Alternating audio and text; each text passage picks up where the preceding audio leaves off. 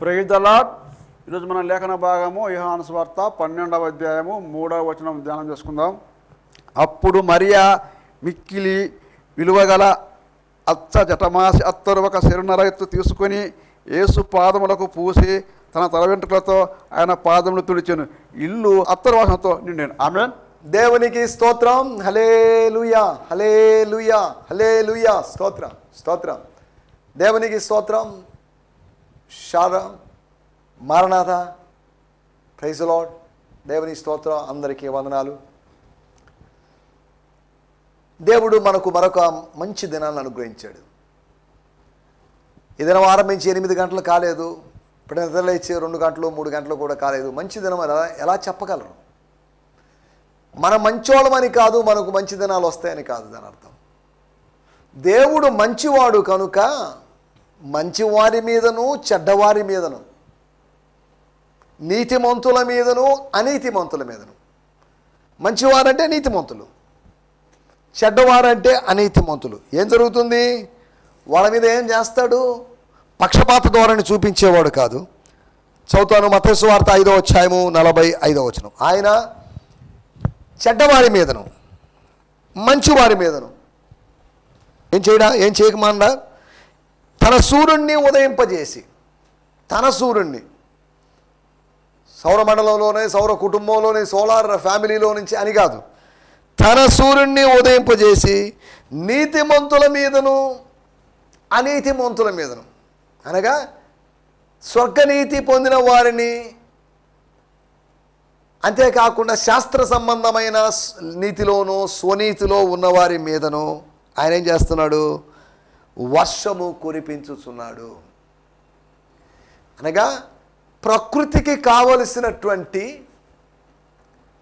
సూర్యరశ్మిని, సన్లైట్ని, సోలార్ ఎనర్జీని, అంతేకాకుండా వర్షాన్ని, ఈ రెండింటిని దేవుడు అనుగ్రహిస్తున్నాడు. దేవుని స్తోత్రం. హల్లెలూయా. ఎందుకంటే అందరూ బతకాలంటే 2 కావాలి. వేడి కావాలి, వర్షం కావాలి. ఆకాశం నుంచే 2 వస్తున్నాయి. ఇవి 2 అనుగ్రహించబడితే ఒక ప్రకృతి సంబంధమైన వ్యక్తి బతుకుతాడు. నీతి సూర్యుని యొక్క రెక్కల వలన ఆరోగ్యం, నీతి సూర్యుని ద్వారా కలిగేటువంటి ఆరోగ్యం, నీతి సూర్యుని ద్వారా కలిగేటువంటి ఆశీర్వాదం, అంతేకాకుండా ఆత్మ సంబంధమైన వర్షం. ఈ 2 ఇవి అనీతిమంతుల మీద కాదు, ఇది చెడ్డవారి మీద కాదు, మంచివారి మీదను నీతిమంతుల మీదను.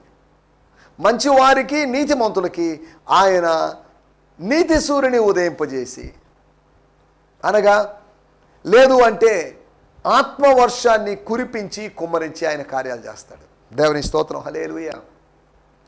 కాబట్టి దేవుడు ఎవరో భక్తి చేస్తేనే ఇస్తాడని, ఎవరో ప్రార్థన చేస్తే ఇస్తాడని, లేదంటే ఎవరో నీతిగా బతికితే ఇస్తాడని కాదు.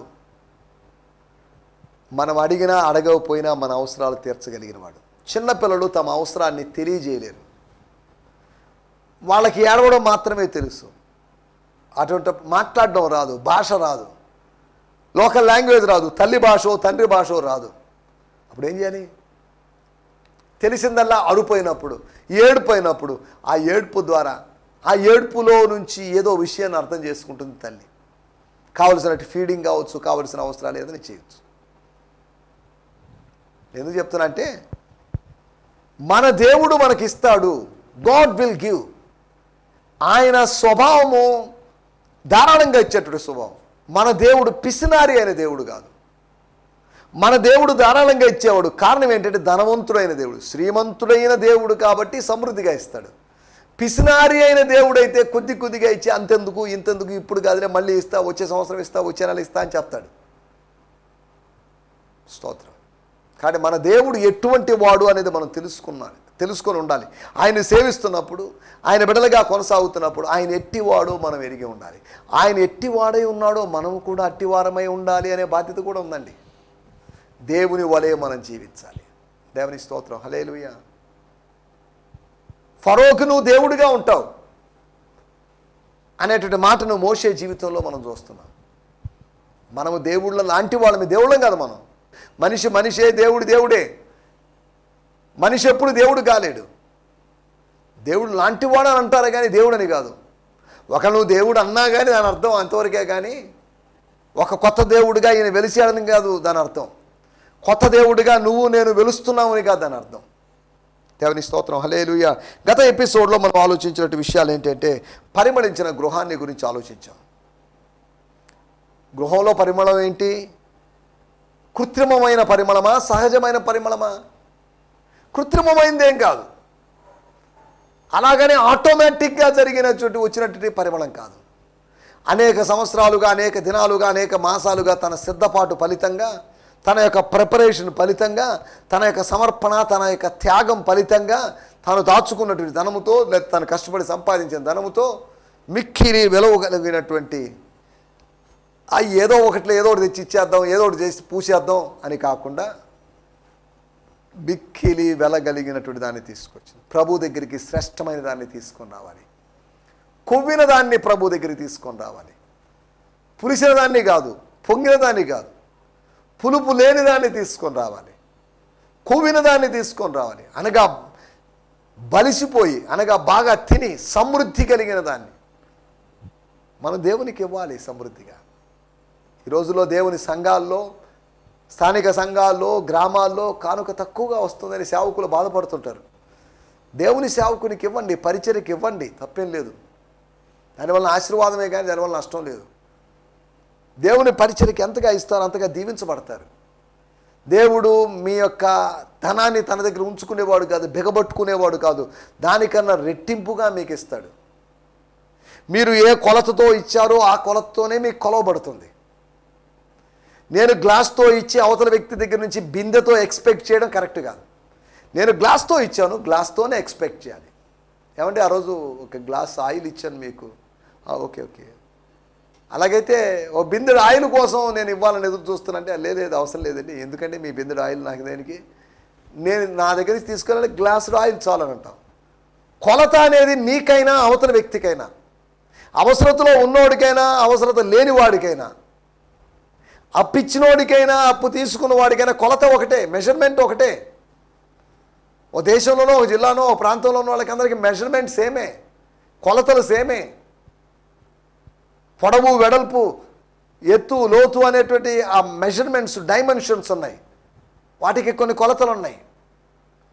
ద్రవానికి ఒక మెజర్మెంట్, ఘన పదార్థానికి ఒక మెజర్మెంట్, వస్త్రాలకు ఒక మెజర్మెంట్.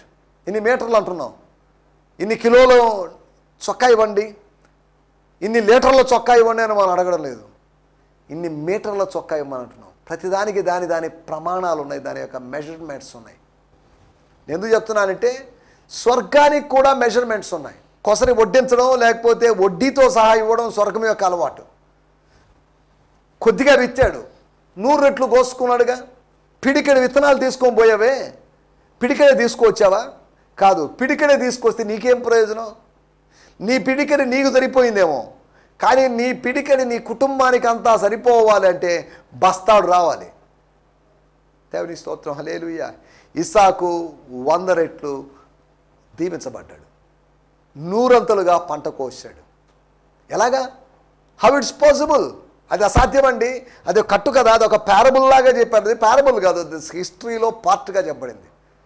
ఐజక్ జీవితము ప్యారబుల్ కాదు, ఉపమాన రీతిగా అతన్ని బతికించుకున్నాడు అబ్రహాం, ఓకే, అది ఓకే. కానీ అలాగని అబ్రహాము జీవితము, ఇస్సాకు జీవితము ఉపమానం కాదు. ఇది it's not just parable, it's an incident. అదొక సంఘటన, అట్స్ అ రియల్ ఇన్సిడెంట్. అది నిజంగా జరిగినట్టు సంఘటన. కాబట్టి ఆ సంఘటన విషయంలో స్తోత్రం, ఆ సంఘటనలోంచి ఒక సత్యాన్ని మనం గ్రహించాలి. దేవుని స్తోత్రం, హల్లెలూయా. మనం ఆలోచిస్తున్న విషయాల్లోకి వచ్చేద్దాం. నేను ఎందుకు ఇవన్నీ చెప్తున్నానంటే గృహము పరిమళించాలి, ప్రభు యొక్క పరిమళం, సువార్త పరిమళం. నీ సాక్ష్య జీవితం పరిమళిస్తుంది అన్నట్టుగా భక్తుడు ఒక పాట రాశాడు. ఏదేమైనప్పటికీ మనం 5 గృహాల గురించి ఆలోచించాం. ప్రభు ఉన్నటువంటి గృహం ఒకటని యోహాను సువార్త 1వ అధ్యాయం మనం చూసుకున్నాం. 2వది పరలోకపు తండ్రి యొక్క గృహం అని యోహాను సువార్త 2వ అధ్యాయం నుంచి మనం చూసుకున్నాం. దేవాలయాన్ని ఉద్దేశించి చెప్పాడు. ప్రతి ఆదివారం మీరు దేవుని మందిరానికి వస్తున్నారే, మీ స్థానిక మందిరానికి చిన్నదో పెద్దదో, లేకపోతే రేకులు వేసిందో, లేకపోతే ఆకులతో కప్పిందో, లేకపోతే స్లాబ్ వేసిందో, ఏదైనా కావచ్చు. ఆర్సీసీ లేదా కాంక్రీట్ సిమెంట్తో చేసింది ఏదైనా కావచ్చు. కానీ దాన్ని ఉద్దేశించి 46 సంవత్సరాలు చరిత్ర చెప్పుకుంటూ కాదు, అది తండ్రి ఆలయము, తండ్రి ఇల్లు. నేను నా పనుల మీద ఉండాలి కదా అనే యేసుప్రభు లేదు, నా తండ్రి పనుల మీద. నేను నా తండ్రి పనుల మీద ఉన్నాను, నా తండ్రి ఆలయంలో ఉన్నాను, నా తండ్రి మాటలో మాట్లాడుతున్నాను, నా తండ్రి బోధ చేస్తున్నాను. చూడండి ఎంత తండ్రి తండ్రి అంటున్నాడు. స్తోత్రం, హల్లెలూయా. మూడవదిగా మనం ఆలోచించిన విషయము ప్రభువును నమ్మినటువంటి గృహం, ప్రభువు నమ్మినటువంటి వాళ్ళు. ఒక వ్యక్తి తన కుటుంబంతో సహా తన కుటుంబంలో కార్యం జరిగినప్పుడు తాను ఎక్కడో ఉన్నాడు, కార్యము ఎక్కడో చోట జరిగింది. కార్యము జరగాలని కోరుకున్న వ్యక్తి ఎక్కడో ఉన్నాడు, కార్యం ఎక్కడో జరిగితే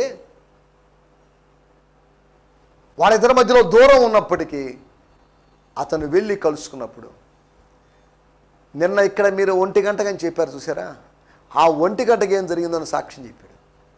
ఇదిగో నీ బిడ్డకి బాగైంది, మీ వ్యక్తికి బాగైంది, మీ ఇంట్లో పిల్లోనికి బాగైపోయింది, వెళ్ళిపో సంతోషంగా అని ప్రభువు మాట్లాడాడు అని తన కుటుంబ సభ్యులతో సాక్ష్యం చెప్పాడు. వాళ్ళ నమ్మకం వచ్చింది, వాళ్ళ విశ్వాసం పుట్టింది. ఒక సూచక్రియ విశ్వాసంలోకి నడిపింది. ఆ విశ్వాసము సాగిలపడేటువంటి అనుభవంలో నడిపిస్తుంది. అనగా సూచక్రియ సాగిలపడే అనుభవంలోకి నడిపిస్తుంది. స్తోత్రం, హల్లెలూయా, హల్లెలూయా, స్తోత్రం. నాలుగవదిగా ప్రభువు మాటను విన్నటువంటి కుటుంబం లేకపోతే గృహం, యోహాను యొక్క గృహం. యోహానుకు ఒక ఇల్లు ఉంది.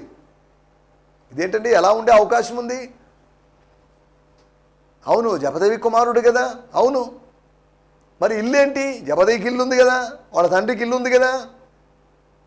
దోనల్ని వలల్నే కదా వదిలిపెట్టింది, తండ్రినే కదా వదిలిపెట్టింది, ఇంటిని వదిలిపెట్టలేదు కదా, ఇల్లు ఉంది కదా. ఆ ఇంటికే కదా తీసుకొని పోయింది. ఇల్లు లేదనుకుంటే ఎలాగా? యేసుకి ఇల్లు ఉంది, యోహానుకి ఇల్లు ఉంది, పేతురికి ఇల్లు ఉంది, పేతురు అత్తగారికి ఇల్లు ఉంది. కాబట్టి వీళ్ళందరికీ ఇల్లు ఉన్నాయి. నక్కలకు బొరియలు ఉంటాయి, ఆకాశ పక్షులకు గూళ్ళు ఉంటాయి. కానీ తలవాల్చుకున్నట్టుకు అనగా కొద్దిగా స్థలమైన లిటిల్ స్పేస్ అయినా, ఇంకా చెప్పాలని మన భాషలో చెప్పిన 10 గజాలో లేదా 10 అంకణాలు స్థలమైన, ఒక 50 స్క్వేర్ ఫీట్ స్థలమైనా లేని విధంగా, స్తోత్రం, పాదము మోపునంత మట్టుకైనను స్థలాన్ని ఇవ్వక అని అపోస్తుల కార్యం 7వ అధ్యాయంలో ఉన్నట్టుగా, అబ్రహాముకు పాదం మోపునంత స్థలం లేదు. అబ్రహాము కుమారుడైన దావీదు కుమారుడైన యేసు ప్రభు అని పలకబడినటువంటి చెప్పబడినటువంటి ఈయనకి తల వాల్చుటకు కాస్తంత స్థలం కూడా లేదు. ఆయనకు పాదం మోపడానికి, ఈయనకు తల వాల్చడానికి ఈ భూమి మీద మనకు స్థలం లేదండి. స్తోత్రం. ఆదికాండం 8వ అధ్యాయంలో ఆ పావురానికి కాలు మోపడానికి స్థలం లేదు. అది మరలా తిరిగి నోవహు దగ్గరికి వెళ్ళినట్టుగా మనం చూస్తున్నాం. స్తోత్రం, హల్లెలూయా, స్తోత్రం. చివరిగా మనం ఆలోచించాం పునరుత్థానాన్ని, అనగా ప్రభువు తిరిగి లేవడాన్ని నమ్మనటువంటి శిష్యుల బృందం ఉన్నటువంటి ఒక ఇల్లు, ఒక గృహం. అది ఎవరిదో మరి మనకు తెలియదు, అది ఎవరిదైనా కానివ్వండి. అయినప్పటికీ అక్కడ జరిగిన విషయం ఏంటంటే నమ్మని వాళ్ళందరూ అక్కడ కూర్చున్నారు. ఇంకా చెప్పాలంటే అక్కడ ఒక హేతువాద సమావేశం జరుగుతుంది, అదొక నాస్తిక సమావేశం జరుగుతుంది. కొద్దిమందితో కూడుకున్నటువంటి నాస్తిక సమ్మేళనం అది. స్తోత్రం. ఎథిస్టుల ఫెలోషిప్ అది. అదేంటంటే అవును, ఒకప్పుడు అనుచరులు ఇప్పుడు నాస్తికులు అయిపోయారు. ఆస్తికులుగా మారాల్సినటువంటి అనుచరులు ఇప్పుడు నాస్తికులుగా మారిపోవడం విచిత్రం. యేసు లేవలేదు అనుకుంటున్నారు. యేసు లేచాడు అని ఎవరైనా చెప్తే ఓ ఒట్టిదేనండి, దాన్ని ఎవరు నమ్ముతారండి, ఒట్టిదండి, ఒట్టి మాటలేనండి, సెలాయ్, ఇట్స్ ఎ ఫ్యాబ్రికేటెడ్ స్టోరీ, లేకపోతే మిత్ అని ఇలా రకరకాలు చెప్తూ ఉండొచ్చు. స్తోత్రం, హల్లెలూయా. గత ఎపిసోడ్లో మనం ఆలోచించినటువంటి విషయాలు ఇవి. ఇదరం కూడా మనం యోహాను సువార్త 12వ అధ్యాయము 3వ వచనం నుంచి ధ్యానించుకోబోతున్నాం. మన టైటిల్ కొన్ని గృహాలు. ఒక 4 గృహాలని మీకు అపోస్తల కార్యంలోంచి పరిచయం చేయాలని ఆశిస్తున్నాను. చదువుదాం. యోహాను సువార్త 12వ అధ్యాయం 3వ వచనం. అప్పుడు మరియా మిక్కిలి విలువ కలిగినటువంటి జటమాసి అత్తరు ఒక చెరున్నర ఎత్తు తీసుకుని యేసు పాదములకు పూసి తన తల వెంట్రుకలతో పాదములు తుడిచెను. ఈ తల వెంట్రుకలతో పాదాలు తొడవడం ఇవన్నీ చూసినప్పుడు, అంతకుముందు పాదాల దగ్గర కూర్చున్నప్పుడు ఆమెను చూసినప్పుడు ఏంటిది అమ్మాయి అనుకున్నటువంటి అక్క, మరలా ఇప్పుడు తన పొడవైనటువంటి ఆ వెంట్రుకలతో తన కురులతో తుడుస్తున్నప్పుడు ఏంటి అమ్మాయి పిచ్చి ముదిరిపోయింది, మరి టూ మచ్ అయిపోయింది అని అనుకోండొచ్చు. సరే, ఏదేమన్నప్పటికీ 12వ అధ్యాయంలో మనం చదువుకున్న మాటలో అప్పుడు ఏం జరిగింది అనేది రాయబడింది. అప్పుడు ఆ ఇల్లు అత్తరు వాసనతో నిండెను. ఒక కొత్త వాసనతో, కొత్త పరిమళంతో నిండుకుంది. వాడుక భాషలో కూడా చదువుతాను. నేను దాని ముందు ఇంగ్లీష్ చదువుతాను. టీపీటీ, ద ప్యాషన్ ట్రాన్స్లేషన్, అనగా బ్రియాన్ సిమ్మన్స్ గారి తర్జుమాలో వచ్చి నేను చదువుతున్నాను. చదివిన తర్వాత దేవజన్లో పాస్టర్ జ్ఞానసూర్యుడు గారు నాతో పాటు స్టూడియోలో ఉన్నారు. ఆయన దానిలోంచి వాడుక భాషలోంచి WBTC, world Bible translators corporation వాళ్ళు, బెంగళూరు వాళ్ళ పబ్లికేషన్ నుంచి చదివి వినిపిస్తారు. 12వ అధ్యాయము 3వ వచనం నేను చదువుతున్నాను. స్తోత్రం. Mary picked up an alabaster jar filled with nearly a liter of extremely rare and costly perfume, the purest extract of nard. And she anointed Jesus' feet. Then she wiped them dry with her long hair, and the fragrance of the costly oil filled the house. దేవుని స్తోత్రం. హల్లెలూయా. స్తోత్రం. మనం ఇక్కడ ఆలోచిస్తున్నట్టు విషయాల్లోకి వచ్చేద్దాం. స్తోత్రం. Mary anoints Jesus అని title ఇచ్చినారు. చదువుదాం వాడుక భాషలోంచి. మరియా జటమాసి చెట్టుతో చేయబడిన జటమాంసి చెట్టుతో చేయబడిన ఒక సెరున్నర విలువైన విలువైన మంచి అత్తరు యేసు పాదముల మీద పోసి తన తల వెంట్రుకలతో పాదాలను తుడిచింది. దేవుని స్తోత్రం. హల్లెలూయా. అత్తరు వాసన నిండిపోయింది. నా శ్రేష్టమైనటువంటి వెంట్రుకలు కూడా ఇప్పుడు ప్రాముఖ్యం కాదు, ఈ వ్యక్తి ముందు అవేం ప్రాముఖ్యం కాదు అని భావించింది. స్తోత్రం. సాధారణంగా స్త్రీలు సౌందర్య దృక్పథం కలిగిన వాళ్ళు, సౌందర్య కోణం కలిగిన వాళ్ళు తమ తల వెంట్రుకలకు ఎంతో ప్రాధాన్యత ఇస్తారు. ప్రపంచంలో ఏ స్త్రీ చేయని విధంగా ఆ పాదాలకు అత్తరపోయడం కామన్ అయి ఉండొచ్చు. కారణం ఏంటంటే అక్కడ నూనెలు పూసేవాళ్ళు, వాటర్ పోసేవాళ్ళు, ఇలా కడిగేవాళ్ళు, ఇది ఓకే. కానీ ఇప్పుడు తల వెంట్రుకలతో తొడవడం అనేటువంటి ఒక విధానం చూడండి. స్తోత్రం. ఒక న్యూ వేలో యేసు పాదాల గురించి, తాను చేయాల్సిన పని గురించి, తాను చేసిన పనిని ఒక కొత్త కోణంలో తాను చూసింది. స్తోత్రం. ఒక కొత్త కీర్తన పాడినటువంటి అనుభవం. దేవుని స్తోత్రం. సుగంధ ద్రవ్యాలు తీసుకొని ఆమె, బైబిల్లో 6 మంది మరియలు ఉన్నారు. అలాగా ఒక మరియలాగో లేకపోతే ఎవరో ఒక స్త్రీలాగో సువార్తల్లో చివరి అధ్యాయంలో చెప్పబడినట్టు ఆమె సుగంధ ద్రవ్యాలు తీసుకొని పోయిందో లేదో మరి మనకు తెలియదు. కానీ ఇక్కడ సుగంధ ద్రవ్యాలని యేసుకు పూస్తుంది. ఆమె యొక్క భక్తి, ఆమె యొక్క కృతజ్ఞత, ఇవన్నీ ఇందులో కనిపిస్తున్నాయి. దేవుని స్తోత్రం. హల్లెలూయా. ఆ ఇల్లు, వాళ్ళ ఇల్లు, బేతనీయలోని మరియా, మార్తా, లాజరుల యొక్క ఇల్లు. దేవుని స్తోత్రం. హల్లెలూయా. దాంట్లో పరిమళం వ్యాపించింది. స్తోత్రం. హల్లెలూయా. ఇల్లంతా ఆ వాసన అలా స్ప్రెడ్ అయినప్పుడు, ఈ వాసనను ఇంచుమించు అందరూ ఆగ్రాణించారు. యేసు కూడా ఆగ్రాణించి ఉండొచ్చు. కానీ ఆగ్రాణించినటువంటి ఒక వ్యక్తి ఇంచుమించు ఆవేశానికి గురై ఆగ్రాణించకుండా అసహ్యాన్ని వ్యక్తం చేసి, ఏంటిది sister, what is this, why you are spending God's money, why you are spending God's sources, this is too much, this is not good అన్నట్టుగా ఇస్కరేత్ యూదా అడ్డుకున్నాడు. ఇస్కరేత్ యూదాని యేసు ప్రభు అడ్డుకున్నాడు. నిన్ను ఎవరైనా అడ్డుకుంటే యేసు వారిని అడ్డుకుంటాడు. ఇది మనం తెలుసుకోవాల్సిన పాఠం. నిన్ను అడ్డుకునేటువంటి ఇస్కరియోతులు యూదాలు ఉంటారు. ఆ ఇస్కరియోతు యూదాలను అడ్డుకునేటువంటి యేసులు మనకున్నారు. యేసు మనకున్నాడు. యేసులు కాదు, యేసు. స్తోత్రం. హల్లెలూయా. ఒక ఇస్కరియోతు యూదానో, 2, 3, 4 నిన్ను అడ్డుకోవచ్చు. నెహెమ్యాని ఇస్కరియోతు యూదాలు లాంటి వాళ్ళు 3 అడ్డుకున్నారు. స్తోత్రం. కానీ అడ్డుకున్న వాళ్ళని అడ్డగించేవాడు ఒకడున్నాడనే సంగతి మనం మర్చిపోకూడదు. ఆయన నీ పక్షాన, నువ్వు అభ్యర్థించినప్పుడు నీ పక్షాన అద్భుతాలు చేస్తాడనే సంగతిని గుర్తు చేస్తున్నాను. దేవుని స్తోత్రం. హల్లెలూయా. కొన్ని గృహాల గురించి మీకు జ్ఞాపకం చేస్తాను. ఆ గృహపు అనుభవాల గురించి మీకు జ్ఞాపకం చేస్తాను. మొట్టమొదటి గృహము అపోస్తల కార్యములు 12వ అధ్యాయము 12వ వచనం. అపోస్తల కార్యములు 12వ అధ్యాయం 12వ వచనం. ఇట్లు ఆలోచించుకొని అతడు మార్కు అను మారు పేరు గల యోహాను తల్లి అయిన మరియ ఇంటికి వచ్చాను. దేవుని స్తోత్రం. అక్కడ అనేకులు కూడి ఏం చేస్తున్నారు? ఏం జరుగుతుందిగా? What's going on there? ప్రార్థన చేయుచుండిరి. When he realized this, he decided to go to the home of Mary and her son John Mark. The house was filled with people praying.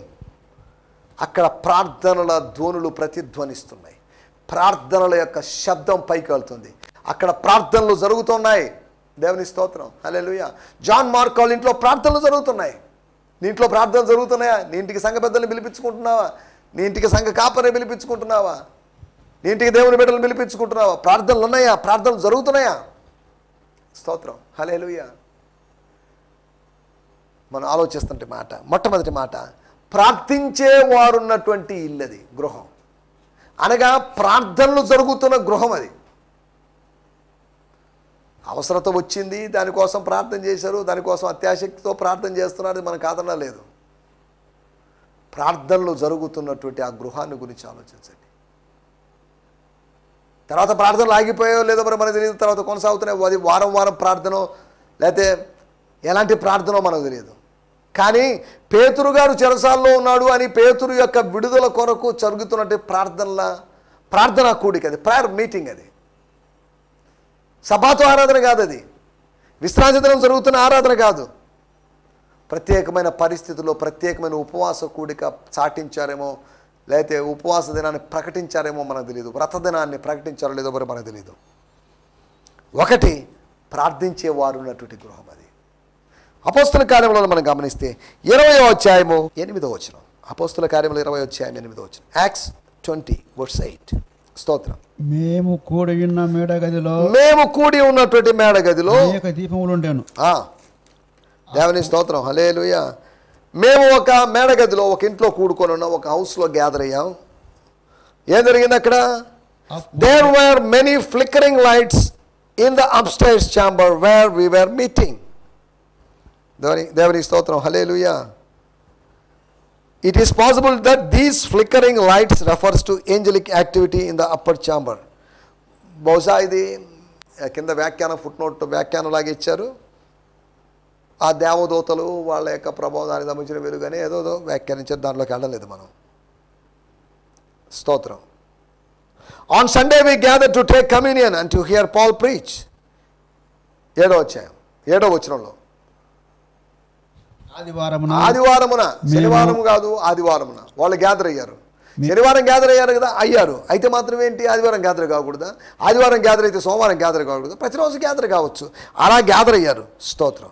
ప్రభురాత్రి భోజనం కొరకు, ఇదే ప్రభురాత్రి భోజనం యొక్క చివరిసారి ప్రస్తావన జరిగిన సందర్భం ఇది. ఒకటి ప్రార్థించే వారు ఉన్నటువంటి గృహం, రెండోది ప్రకాశం ఉన్నటువంటి గృహం. దెర్ వర్ మెనీ లైట్స్, చాలా దీపాలు. లేకపోతే ఎటువంటి లాంతరులో లేకపోతే ఎటువంటి దివిటీలో మనకు తెలియదు, కానీ అక్కడ చీకటి లేదు, అక్కడ వెలుతురుంది. దేవుని బిడ్డలందరూ అక్కడ ఉన్నారు. దైవికమైన వెలుగు అక్కడ ఉంది. అక్కడ ఆత్మ సంబంధమైన వెలుగు, భౌతిక సంబంధమైన వెలుగు, ఆత్మ సంబంధమైన వెలుగు, అక్షరార్థమైన వెలుగు రెండూ ఉన్నాయి. దేవుని స్తోత్రం. హల్లెలూయా. స్తోత్రం. కొన్ని చోట్ల అక్షరార్థమైన వెలుగు ఉంటుంది, ఆత్మ సంబంధమైన వెలుగు ఉండదు. కొన్ని చోట్ల అక్షరార్థమైన లేకపోతే ఆత్మ సంబంధం వెలుగు ఉంటుంది, అక్షరార్థమైన వెలుగు ఉండదు. సరే, ఏదేమైనప్పటికీ ప్రకాశం ఉన్నటువంటి గృహం. ఒకటి ప్రార్థించేవారు ఉన్న గృహము, రెండోది ప్రకాశం ఉన్నటువంటి గృహము, మూడోది అపోస్తుల కార్యములు 21వ అధ్యాయము 8-9 వచనాలు. అపోస్తుల కార్యములు 21వ అధ్యాయము 8-9 వచనాలు. మరునాడు మేము బయలుదేరి కైసరయాకు వచ్చి ఏడుగురులో ఒకడు. ఏ ఏడుగురు? అపోస్తుల కార్యములు 6వ అధ్యాయంలో వాళ్ళు సెలెక్ట్ చేసుకున్నటువంటి ఏడుగురులో ఒకడును. సువార్తికుడైన ఫిలిప్పు ఇంట ప్రవేశించి అతని యుద్ధ ఉంటిమి. కన్యకలుగా ఉన్న 4 కుమార్తెలు అతని కుండేరి, వారు ప్రవచించువారు. దేవుని స్తోత్రం. Then we went on to Caesarea and stayed for several days in the home of Philip the evangelist, who was one of the 7 deacons and the father of 4 unmarried daughters who prophesied. దేవుని స్తోత్రం. హల్లెలూయా. ప్రవచించేటువంటి వారు ఉన్నటువంటి ఇల్లు, ప్రవచనాలు ఉన్నటువంటి ఇల్లు. ఒకటి ప్రార్థనలు ఉన్న ఇల్లు, రెండోది ప్రకాశం ఉన్నటువంటి ఇల్లు. మూడోది మనం ఆలోచించాం, ప్రవచనం ఉన్నటువంటి ఇల్లు. దేవుని స్తోత్రం, హల్లెలూయా. ప్రవచనాలు దేని గురించో మరి మనకు తెలియదు. ఆ నలుగురు దేని గురించో ప్రవచిస్తున్నారు. దేశం గురించి, సంఘం గురించి, సేవకుల గురించి ఇలా ప్రవచిస్తున్నారు. దేవుడు ఆ యవ్వన బిడ్డలకి, అవివాహితులైనటువంటి యవ్వన బిడ్డలకి ఇచ్చినటువంటి ప్రవచన వరాన్ని బట్టి నేను దేవుని స్తుతిస్తున్నాను. 4వ విషయం చెప్పి ముగిస్తాను. అపోస్తుల కార్యములు 28వ అధ్యాయము 30వ వచనం. యాక్ట్స్ 28:30. పౌలు 2 సంవత్సరాలు పూర్తిగా తన అద్దె ఇంట కాపురం ఉండి తన యుద్ధకు వచ్చు వారిని అందరినీ సన్మానించి, తన యుద్ధకు వచ్చువారు కొందరని కాదు, తన ఇంటికి వచ్చేట్టు వారందరినీ, తన హౌస్ను చూడడానికి వచ్చిన వాళ్ళు, తనతో మాట్లాడడానికి వచ్చిన వాళ్ళందరినీ ఏ ఆటంకం లేక సువార్త పూర్ణ ధైర్యంతో దేవుని రాజ్యం గురించి. చాలండి sir. Paul lived 2 more years in Rome in his own rented quarters, welcoming all who came to visit. దేవుని స్తోత్రం. వచ్చే వారందరినీ సన్మానిస్తున్నాడు. ప్రేమ ఉన్నటువంటి గృహం, ప్రేమ ఉన్నటువంటి ఇల్లు. దేవుని స్తోత్రం, hallelujah, hallelujah. The first is the house of praying people. రెండోది ద హౌస్ ఆఫ్ లైట్స్, ప్రకాశం ఉన్నటువంటి ఇల్లు, చీకటి లేనటువంటి ఇల్లు. మూడోది ద హౌస్ ఆఫ్ ప్రాఫెసీ, ప్రవచనాలు ఉన్నటువంటి ఇల్లు. నాలుగోది the house of love, house of agape, ఇది దేవుని ప్రేమ ఉన్నటువంటి ఇల్లు. దేవుని స్తోత్రం. నా మాటలు నేను ఇక్కడ ముగించేస్తున్నాను. నీ గృహం ఎలాగుంది? ఆ ఇంట్లో అత్తరు వాసన వచ్చిందే, ఒక ఇంట్లో ప్రార్థనా ధ్వనులు వినబడ్డాయే, ఒక ఇంట్లో వెలుగు కనిపించిందే, ఒక ఇంట్లో ప్రవచనాలు వినపడ్డాయే, ఒక ఇంట్లో ప్రేమ ప్రదర్శించబడిందే. నీ ఇంట్లో ఏం జరుగుతుంది? అలా పరిశీలించుకోవడానికి మంచి సమయించిన ప్రార్థన చేసుకుందాం. పరిశుద్ధమైన మా దేవ, ఆదర్శకరమైనటువంటి ఒక గృహం ఎలా ఉంటుంది, గృహాలు ఎలా ఉండాలనే విషయాలు మీరు మాకు బోధించారు. మీకు వందనం చేస్తున్నాం. ప్రార్థనలు, ప్రవచనాలు, అయ్యా ప్రేమ, స్తోత్రం, ప్రకాశము ఉన్నటువంటి ఒక ఇల్లుగా మా ఇల్లు ఉండగలటూ సాయం చేయమని, ఈ వ్యూయర్స్ అందరూ, వీక్షకులైన వారందరి గృహాలు అలా ఉండడానికి మీరు సాయం చేయమని, సకల ఘనత మహిమా ప్రభావాలు మీకే ఆరోపిస్తూ యేసుక్రీస్తు నామములోనే ప్రార్థించగలుగుతున్నాం పరమ తండ్రి. ఆమేన్, ఆమేన్, ఆమేన్. దేవునికి స్తోత్రం. మీ అందరికీ వందనాలు. ప్రభు మిమ్మల్ని దీవించును గాక. హల్లెలూయా. స్తోత్రం. ఈ సందేశము మీకు ఆశీర్వాదకరంగా ఉందని నమ్ముచున్నాము. ప్రార్థన అవసరతల కొరకు మమ్మల్ని సంప్రదించవలసిన మా చిరునామా గిద్యోన్ మిషన్ చర్చ్, 6వ వీధి, శాంతినగర్, నెల్లూరు 4, ఆంధ్రప్రదేశ్. పిన్ 524004. మా ఫోన్ నంబర్లు 7036443613 మరి ఒక నంబర్ 9392293010. మా ఈమెయిల్ ఐడి gfihmi2015@gmail.com. దేవుడు మిమ్మును ఆశీర్వదించునుగాక. ఆమేన్.